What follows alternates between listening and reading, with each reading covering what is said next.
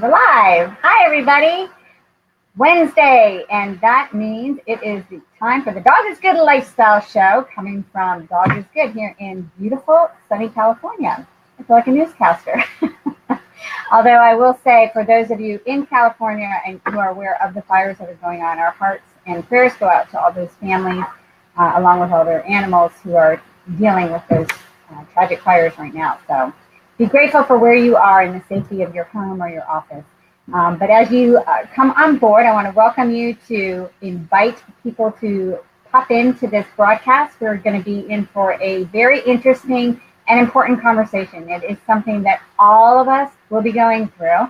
And so I'm really grateful for the opportunity to bring to you Dr. Dani McVety and her Lap of Love program and business that is making it a little bit easier for those of us having to address that, whether that's now or later. So people are starting to pop on in. Hi, Ann. So good to see you here again from Alabama.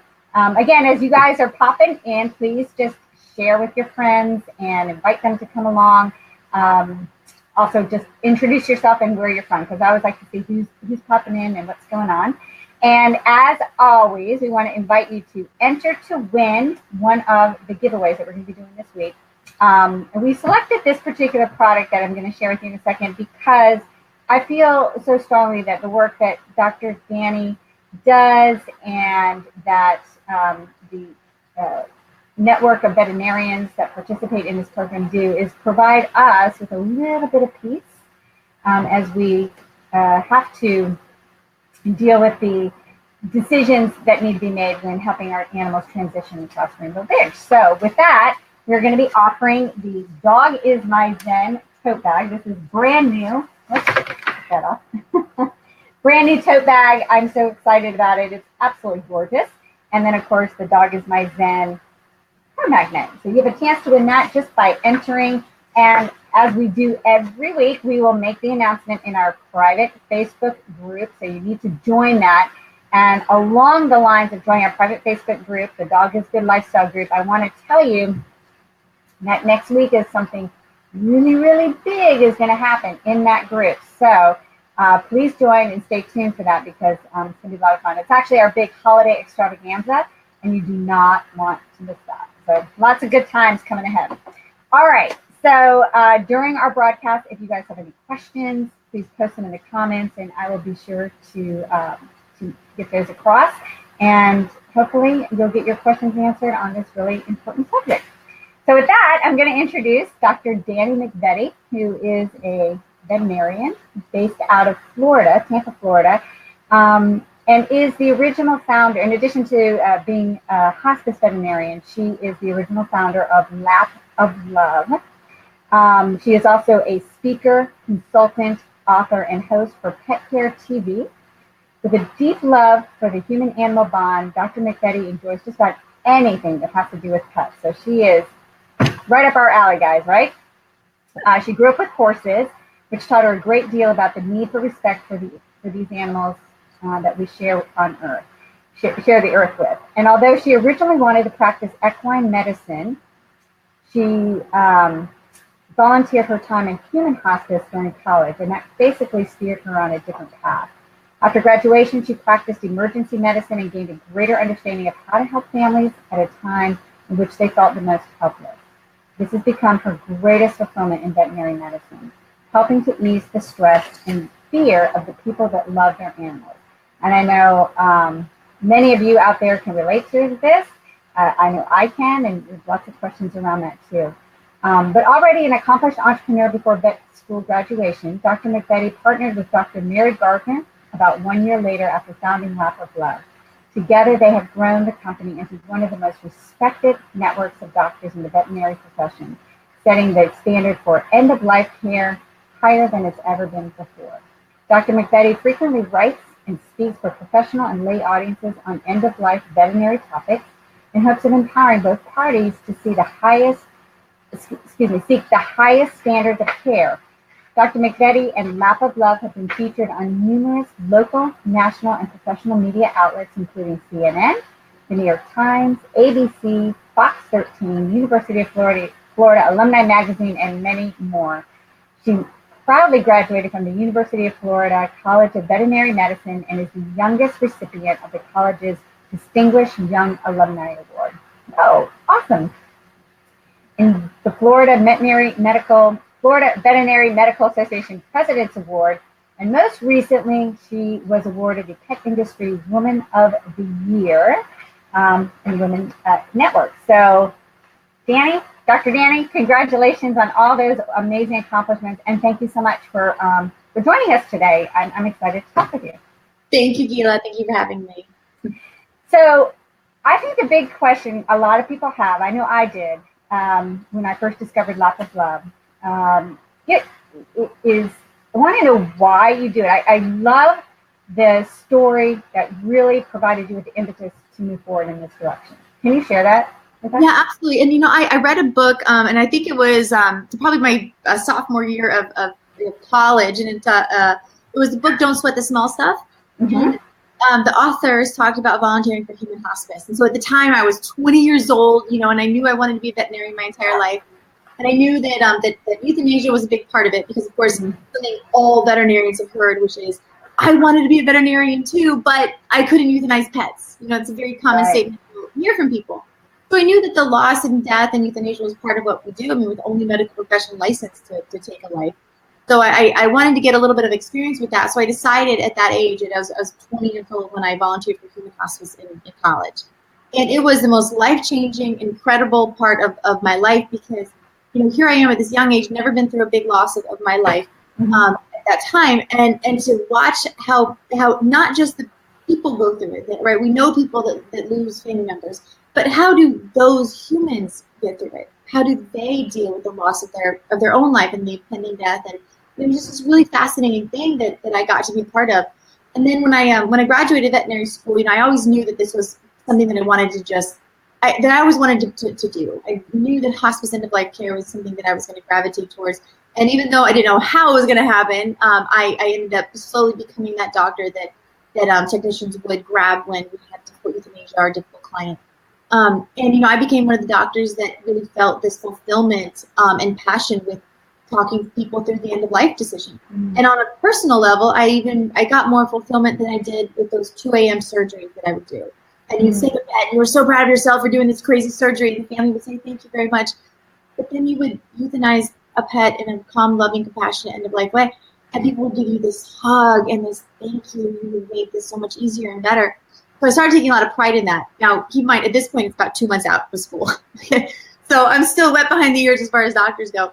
But this woman walked into the clinic one day, and she looked at me and she said, I just want you to leave my dog on my lap. Can you not take him off my lap? And I had this idea for hospice care and wanting to just keep that time really compassionate and loving and really family-centered instead of just medical-centered. So this woman, we knew we were going to have to euthanize her little dog. And so I looked at her and I thought to myself, I'm like, this is not what we're taught. We're taught, take him to the back, place an IV catheter, push, propofol, a very, very fast medication, push the euthanasia, and then we're done. Give him a hug, goodbye. But I knew that I loved this experience so much that I thought, yeah, of course, of course I can do that. Even now people ask me, same thing as you, what makes an entrepreneur? It's the love of humans. I mean, in a way, we all love animals. That's why we're in this industry. But there's also this part, in particular in veterinary medicine, where you have to connect with those humans and want to give them what they're asking for in order to reach this level of care. So, from a medical aspect, I did something that was very different and not that we're normally taught, which is an intramuscular injection. So I didn't have to go through the vein or take them in the back or anything. And I provided that euthanasia to her with that pet on her lap the entire time. So that's where I got the name even Lap of Love, which is wanting to keep your animal in your presence the entire time, and that's where they're comfortable too. So, of course, when you Googled Lap of Love 8 years ago, we were not the service that came up to the top of the screen by any means. It was always something a little bit funny that we joked about. But now I love the name, and I love what we've become. Yeah, as I'm sitting here listening to the whole story, I'm so moved. As I was telling you earlier, I hope I can make it through this without crying. But you you do touch on a couple things. I have a couple questions, first leading back to your experience in human hospice. I am curious to know, as a 20-year-old, what was the most powerful or impactful moment for you in terms of understanding, what was a powerful lesson that you learned about life that you were given as a result of being around people who knew that their life was, that the death was near? Yeah, and I even you asking me that question, I have goosebumps now, just kind of recalling these moments. And, you and I have chatted over the past year about things, and I think that I told you before that, I have always, ever since I was a kid, I thought to myself, what would the 80-year-old self me say to me now?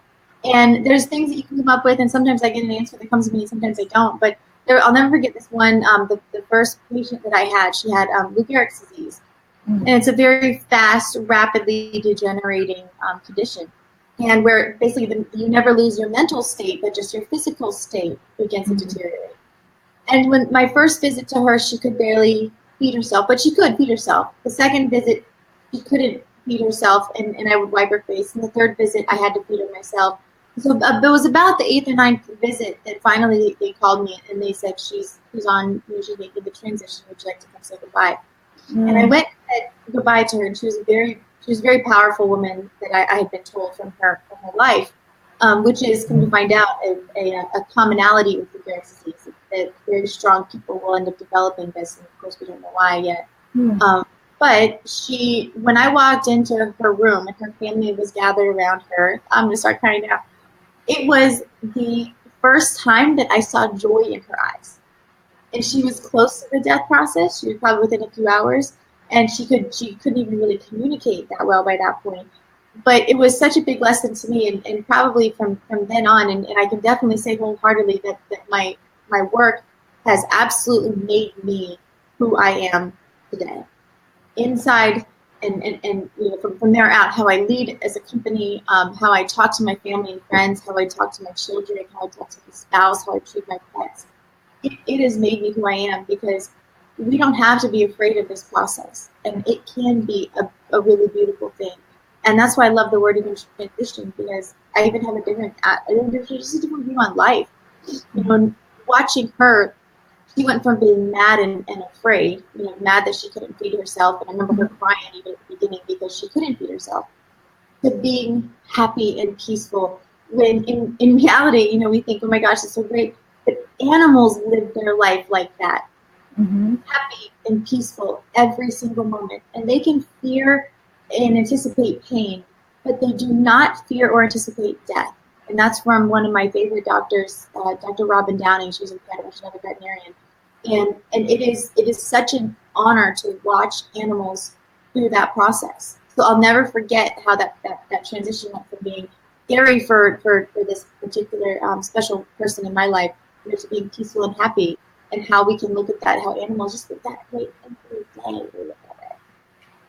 So that was a really powerful statement. I remember we were just talking about that prior to going live, the fact that animals do not anticipate their death. So they're not thinking about that. There's no fear in that.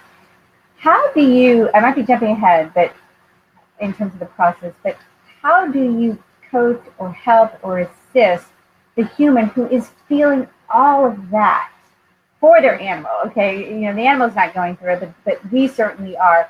How do you personally, and do you train the other veterinarians? Is there consistency, or in terms of how people are handling and dealing with the human at the other end of the league? Yeah, absolutely. And it's important to point out that I graduated in 2009. And we have, as a profession, been doing veterinary hospice and midlife care, euthanasia for generations. I mean, literally for generations. We just haven't always called it hospice care. And even though I graduated, just 8 years ago, we were not taught anything. I had one lecture on euthanasia. So we're not taught this as a profession. Now, Dr. Mary and I actually teach at a couple of colleges. There are a couple of colleges that are starting to, get one or two lectures going. We teach at the University of Florida, their end of life seminar. So it's just important to know that. And I say that because we end up attracting the best veterinarians in this industry. We attract the veterinarians, and we have an entire teaching that we have. We have a certification that we're actually developing this year that's going to be very, very high level. But we don't have to bring these doctors in and then teach them everything. The ones that come to us already have this. They have this passion for humans and this passion for helping the people understand it. And the other phrase that we hear all the time is, I have this friend who's going to need you, and when they're ready, they're going to call you. And I say, no, not when they're ready. They call us now. Now is when you need us. When you don't know what else to do, then you call us. You don't call us and say, okay, I'm ready to euthanize. You say, I don't know what else to do. And then you get to step in and say, here's how we're going to talk through this process. And, and just like I was talking with you first, of course, we have to understand the pet and the disease process that we're going through. But then the second question is to the human. How are you doing? Your mom, dad, how are you doing? How are you going through this? Because there are some people that I'll ask that question and they do this. They're like, I can't take this anymore. And they're just, and what we call that is we're draining their emotional budget. So everyone, it's not just that we have, which of course is the I can't afford this. But sometimes people say something like, I just can't do this anymore. Mm-hmm. So that's the emotional budget. And of course, there's the time budget that I don't have time to hospice my pet through this. Yes, he could live another week or two, perhaps, but I just don't have time. And then, of course, there's also the physical budget of I've got a 120-pound Mastiff and I can't physically lift him to go outside and to clean the urine that's going on. Mm-hmm. So the dog may not be bothered that he has urine over him. Trust me, when we're all 95 years old, we're not going to be worried that we're peeing on ourselves. Like, we're not actually, us humans, we're not going to be that worried about it, But neither are dogs. They're not concerned that they're peeing on themselves. But it is very important for us to say, okay, we can't do this anymore, and we have a certain budget as well. So the way that I explain it to families is that there is not one moment in time when it's the right time to do it. Right? There's not, and before which is bad and after which is bad, but there's a period of time when it's a good decision. And before which, as veterinarians, we're going to say, there's a quality of life that still exists. But with lap of love, this doesn't happen. We don't see these people. But then after which, there's sustained suffering going on, and these happen at 2 o'clock in the morning in the emergency room. And they come in, the pets has sustained suffering, can't breathe, blue, hypoxic, screaming in pain, that kind of thing. And that's where nobody wants to get. It's why I started Lap of Love in the first place, is that nobody has to go through that. So This middle period is where that sweet spot where most families call us. And I got to tell you that some people will wait till the very, very, very end, and they're pushing every single day. And some people have been through this before, and they say, Doc, I'm not doing that again. It was so hard on us. It was so hard on my dog, and I want to make this decision sooner. And that's actually a very important little trend that we found, is that families that are going through it for the first time, they tend to wait too long. Now, I say that because it's not my opinion, but it's what they tell us afterwards.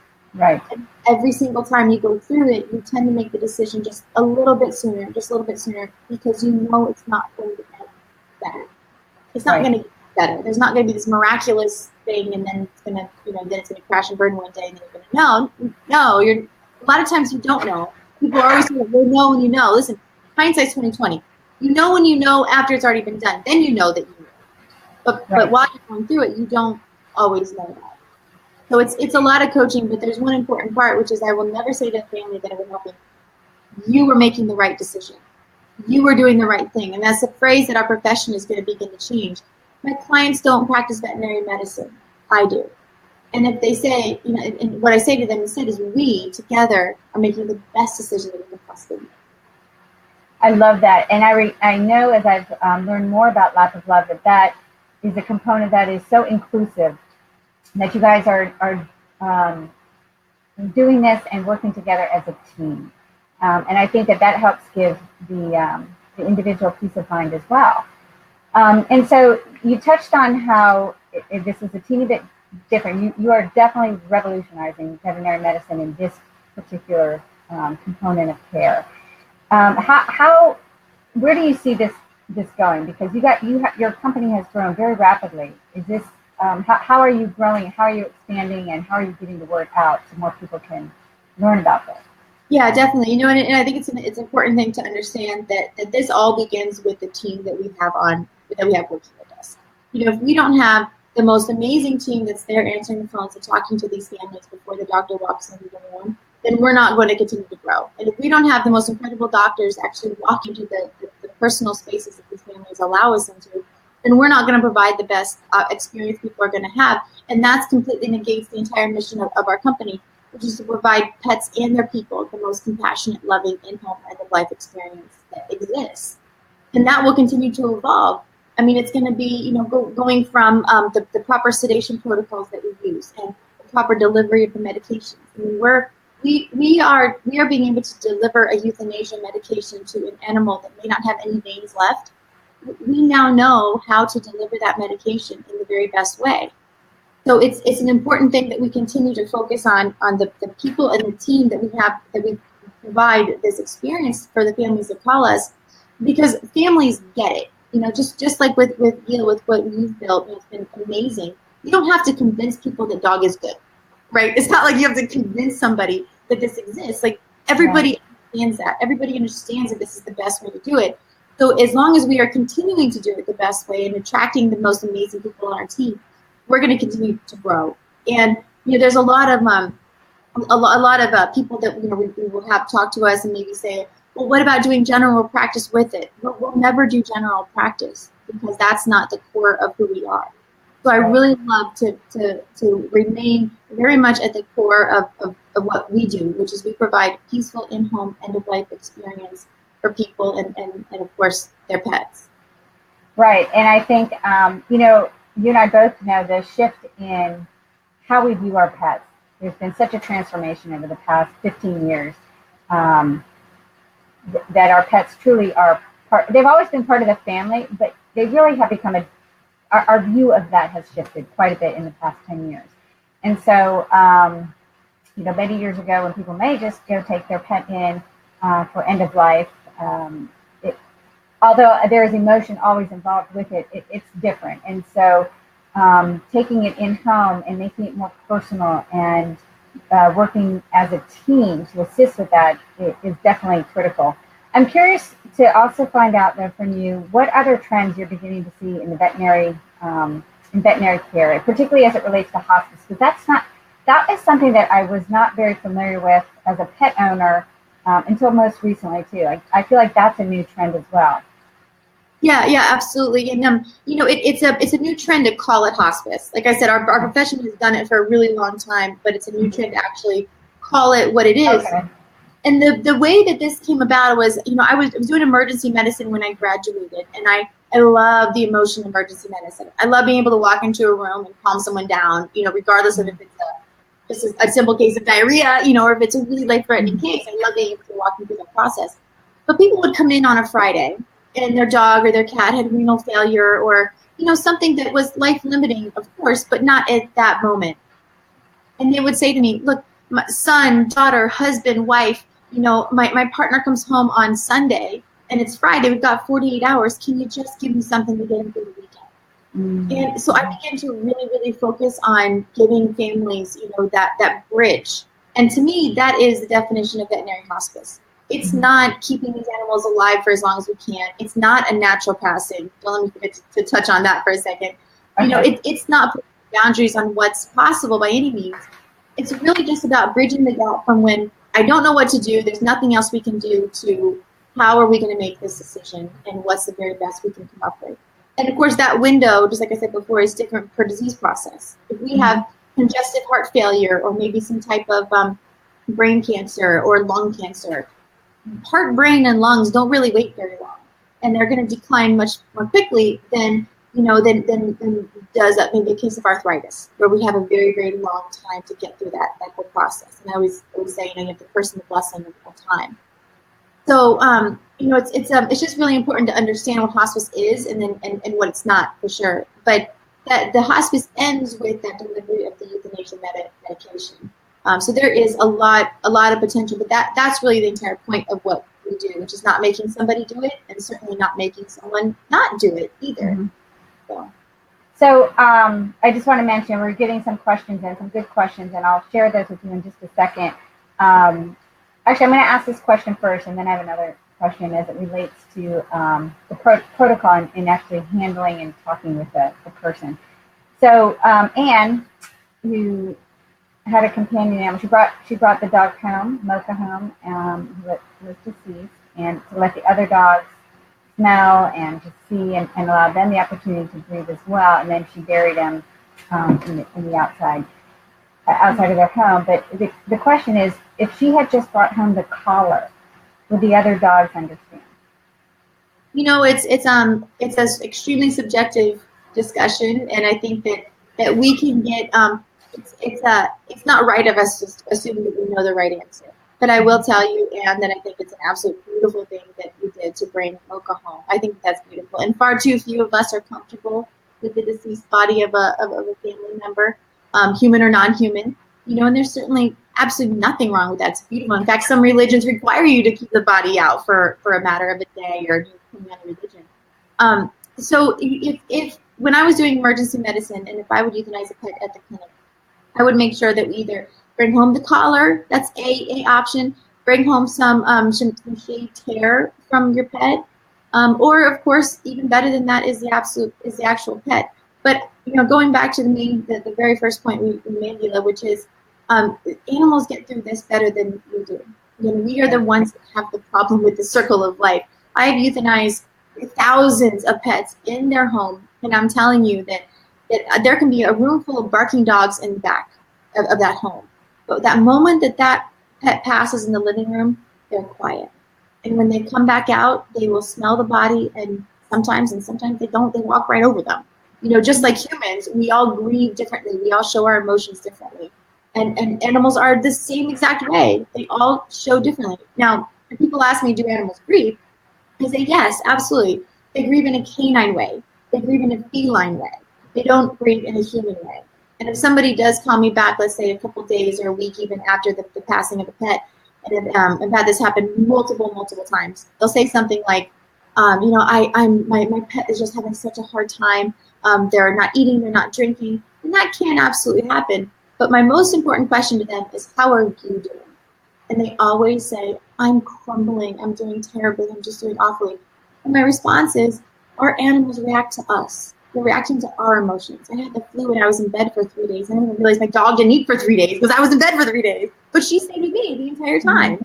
And if I didn't realize that, I might have thought, oh my gosh, my dog isn't eating for 3 days and think something's wrong. But in reality, she was just cuddled up next to me the whole time.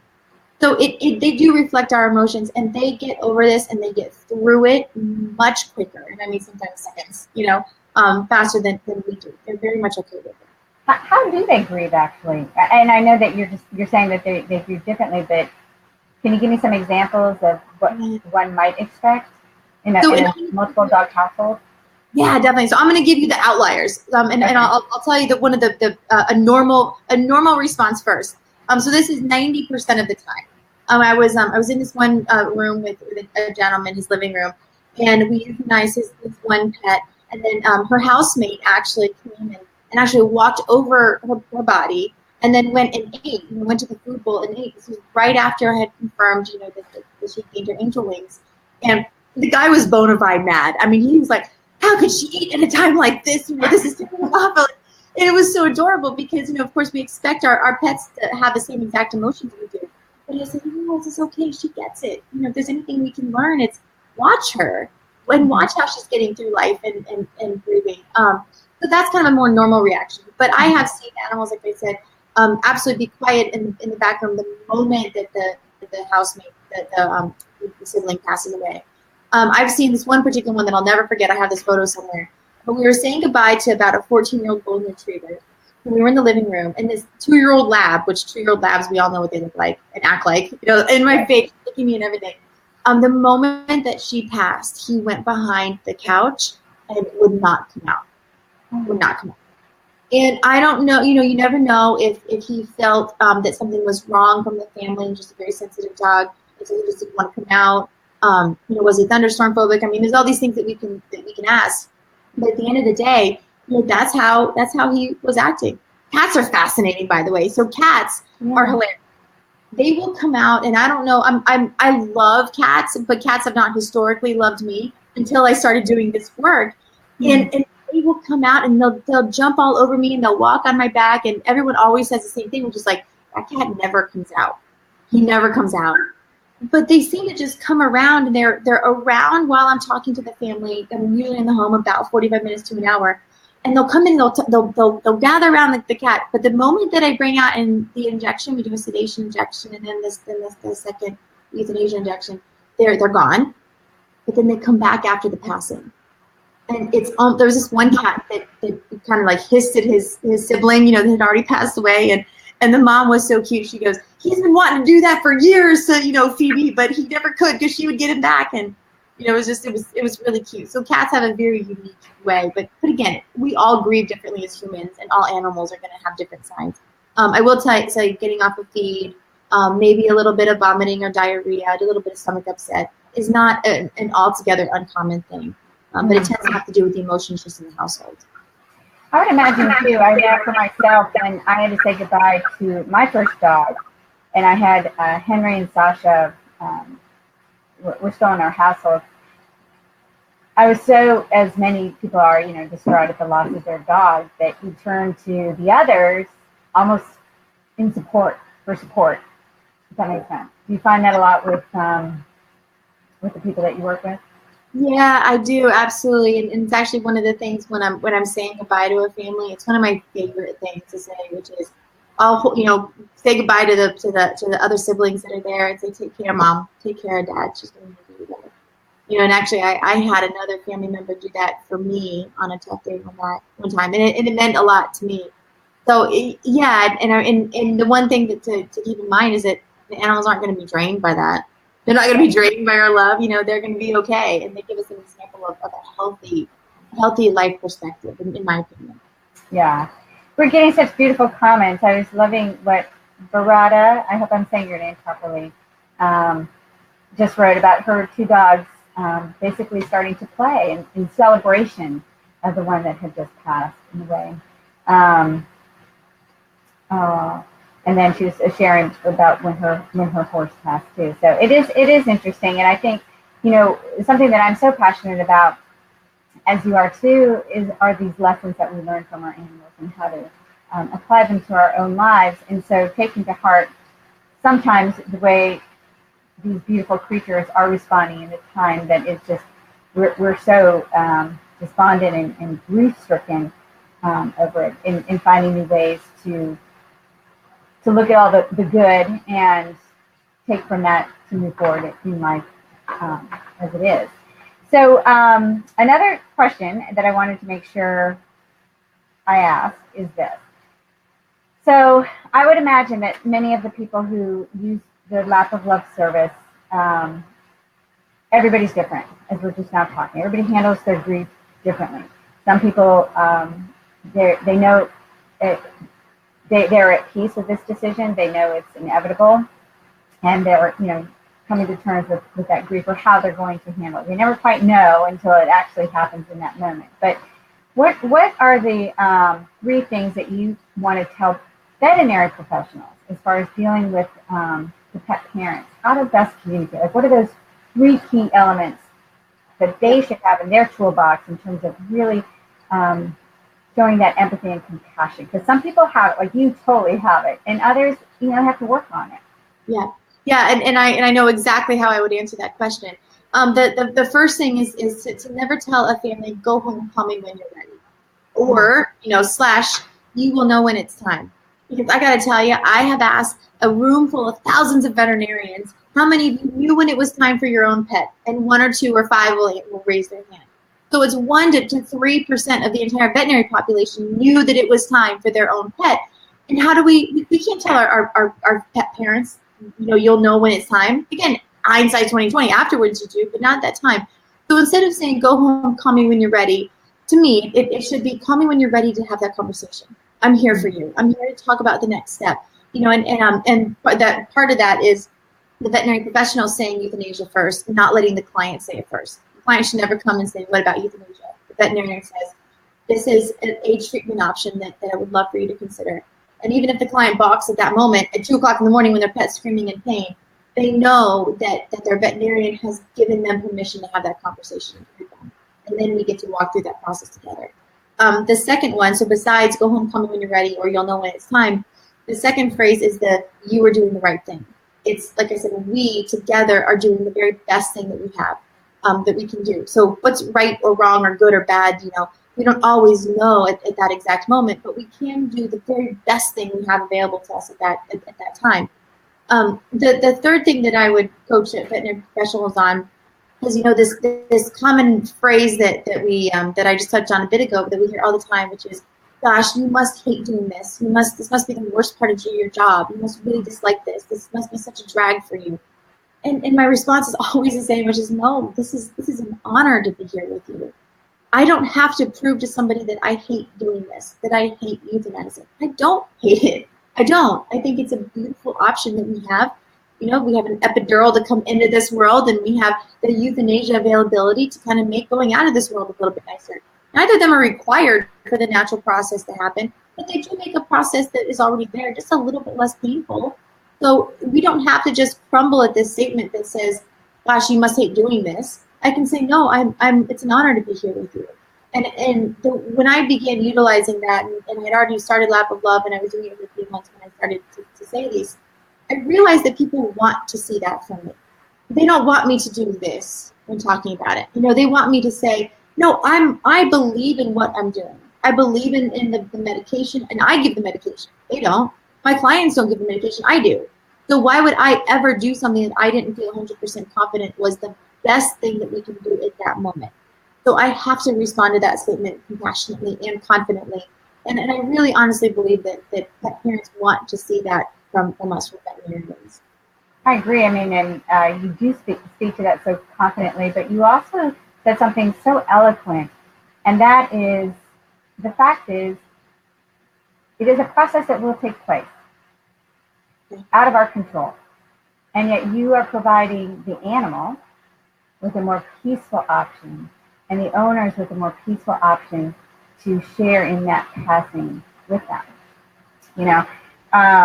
I never really quite thought about it like that. And the way that you just stated it really was quite powerful. And I think if your team goes and is meeting with people and sharing that same level of compassion with that conviction, it's very, very powerful. And I also agree.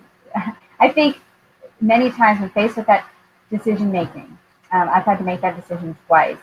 And even though I love my vet, they did not participate in the decision process other than to assure me once I made the decision that you're doing the right thing. You're doing the right thing. And so you secretly or subconsciously or subliminally begin to feel like, I'm ending my dog's life. I'm ending this life of this creature that has meant everything to me. And it doesn't, and that's why I think people have, part of the reason why we have such a difficult time with it is you don't want to feel like you're taking that away, even though logically that is exactly what's going to happen. So it is helpful and comforting to know that that's a team decision, but that you're I just love the way you just said that. Thank you. And a doctor isn't giving the medication because you asked them to do it. That shouldn't be what it is. They're giving the medication because they believe it. And to your point, even, one of my favorite, statements that really nail that home is that death and sickness don't happen because medicine fails. It happens because it's the natural progression of life. Right. So we can honor that. And even when families come to us and they'll ask me, "But I just want them to die naturally." Naturally, of course, we never know what that looks like. That's not always a pretty thing. Mother Nature doesn't always have a better plan, than what we have. And not only that, but for heaven's sakes, a 14-year-old dog isn't natural, period, end of sentence. You don't even have to, qualify that at all. Nor is a lot of these breeds that we have these days anyway. My gosh, bulldogs can't generally even give birth on their own. There's a lot of unnaturalness that we have. So it's okay that we step in, and we have the honor and privilege of stepping in and, potentially providing something that is a little bit easier. Yeah, absolutely. You certainly are definitely making a difference. And from the viewers who are watching you now and who have had you actually come to their home and help them through this process and are so grateful, and that, I think, it must feel extra tremendous in terms of you fulfilling your mission and keeping you focused on that, because I know when I say goodbye to my dog, the vets, I don't have I didn't have an attachment to what was going on with the vet at the time. And I can't look back and say, "Oh, thank you so much." But clearly you're having a greater impact in the life of the person and a lasting memory of that whole process. So that is, that's a very powerful thing. I always say, I'm like, if I could pay back my student loans and thank you cards, they'd be paid back in It means the world to me. It just it does. It means everything. Yes. No, that's wonderful. So for those of you who are just now tuning in, Dr. Dani and I were talking prior about coming to that decision. Like, what kind of conversation is that, and how does one know when your dog doesn't seem to be in obvious pain? So we'll talk about quality of life, and I want to touch on that because there are different elements to that. There's the quality of life where the animal is possibly experiencing pain, obvious pain, and that's something. Or I'll share with you guys out there that many of you who watch us know that Henry, my little Japanese chin, lost his eyesight last year to glaucoma, and I was sharing with Dr. Dani that by all intents and purposes, he is healthy. He has some congenital heart issues too, which are being managed quite nicely through some medication, but I've been so sad lately noting his quality of life, or my interpretation of his quality of life, because he was so vibrant and participated in so many activities with myself and Bolo the lab, going on walks and hikes and whatnot. And now I just kind of feel like he just wakes up, he barks to get something to eat, he eats, I take him out to go to the bathroom where he goes, and then he just like lays around all day and all night. And so I was asking Dr. Dani about, quality of life, and certainly this has not even been in the forefront of my mind, but because we're having this conversation, wondering like at what point when your pet seems so healthy, do you also look at how they're living day to day? And I was comforted by what she said. So if you could maybe repeat a little bit about what you shared with me, some others out there might be experiencing the same thing. Yeah, absolutely. So when we talk about, okay, he's not in obvious pain. Number one, the first couple questions that I asked you was how old is he, and he's getting up there. He's 11, right? And then we've got the fact that he's not blind, which he's not attached to. Trust me, you can amputate a dog's limb, and they're not. Where's my arm go? They run around. They're completely fine with it. And then of course my next question with you was how are you doing? And you said I'm just so worried about him, and that's when we started going into well, listen, he's okay with this process. We're not going to be 95 years old sitting on a bed somewhere thinking, gosh, I wish I could go outside and play around and throw the football, and then watching you interact with another dog and think, gosh, I really wish mom would interact with me like that. Why isn't that happening with me? But our dogs just don't think like that. They just don't see the world like that. He is in his moment in every place, where he is at that time, and not thinking about the possibilities for something else. And one of my one of the women that I follow incessantly, I consider one of my mentors, Dr. Robin Downing, she said that animals will fear and anticipate pain, but they don't fear or anticipate death. Mm-hmm. So yes, an animal might see you, to use a very extreme example, go up with a newspaper or something like you're going to hold it over them, and many animals may cower a little bit because they're fearing and anticipating, a painful thing that they consider to be happening. But they're not going to do that about death, and that's just simply our human opinion about what animals are going through. We certainly can't be that naive to imagine that we know everything about them. But it's just an important part to understand that he can be in every moment, and he can be laying there next to you, or not next to you, or downstairs, or enjoying that food bowl for a moment. But he's not, unless he's whining and crying. He's really okay. That being said, we tend to see these older guys, particularly when there's some type of what we call dementia in human medicine, or cognitive awareness kind of decreasing. That when that starts happening, a lot of times it's the nighttime that will tend to go bad first, and it arises with panting, pacing, whining, and crying, and that can happen at night. And I shared with you that as a veterinarian, when my own pets go through that, if I can't medicate them through it, if I can't, try a couple new protocols and the things that we have available to us, if that's not working, and generally it won't, and it might work for a night or two or a week or 5, but at some point it's going to stop working, and at that point is when I will, for my own pets, make that decision of giving all other things equal, and that's just because I know that things aren't going to get any better from there. But as long as they're sleeping and enjoying, even if they're not doing anything, and as long as his mom is okay, then it's okay. He's okay. He's not thinking about all the things he's missing. Okay. No, that's so good. I definitely felt comforted. Although I will say that in the evening when it seems to be the time when he's most, I wouldn't call it whiny, but just demanding, very demanding. I'll just pick him up, and sometimes I feel like that's just all he wants, and he just wants to hold him, so I just hold him like a little baby. But I empathize with everybody out there who goes through so many of these things, because even though logically I know not to anthropomorphize my emotions onto pets, it's just such a natural thing that you just do. You just start to wonder what they're thinking or what they're experiencing, and throw on them what you are personally feeling as well. So it's interesting.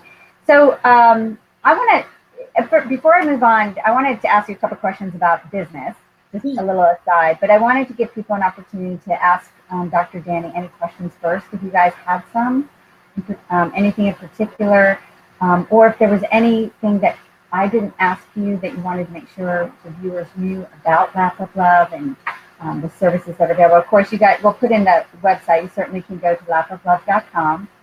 And I know the network is growing. I know people who have had the honor and privilege to work with the different veterinarians in your network, which I'm grateful that they had that opportunity. Yeah. If anybody has any questions, you can just pop those in. I'll stop and ask right away. But from one entrepreneur to another. So in this world of business, there's a lot of people watching that I know are considering business or starting something, whether it's in the pet field or not. Do you have any advice for someone considering starting a business, and just some best steps moving forward? Because even though yours is brilliant and it's super successful, we all go through the different ups and downs. So what might be some shortcuts, if you will, or lessons learned that you could impart? Yeah, definitely. And I was raised by two very successful entrepreneurs. So, and I think it's important, because we're taught so many times, and people hear a lot of times that it's just in your blood, it's in your blood. And do I think that that's true? I do. I think that that's true, but I don't think that's the only truth. That you can learn these things and these skills, and it really does. I believe starts with just simply a love of humanity, and if nothing else, simply a love of wanting to fix a problem, to bridge a gap between a potentiality that exists and then a problem that exists. And I don't think I solved a problem so much as I just saw an opportunity that was just so obvious to me. And I took one step, and then another step, and then another step. And I thought at the beginning we'd be doing a lot more hospice care than we do. But the hospice care ends generally in a conversation. And families just simply, from us, we've learned what people are watching from us and asking of us. And so many times it's just simply permission to have a conversation. But as far as being an entrepreneurism, I think that there's a couple rules that I live by. Number one is knowing what your product is. And if the product doesn't generate revenue, it's a hobby at that point. So really understanding really what you're providing, the core of what you're providing, and to not waver too much from that. Because if you listen to everyone around you, and if you ask 10 people their opinion on what you're doing, you're going to become a mosaic of 10 people's opinions, and not the core of what you wanted to set out with in the first place. So I can't tell you how many times people will come to us and say, what about this? What about selling this product? What about doing this? What about doing this? And we say, well, we're doctors that provide an experience.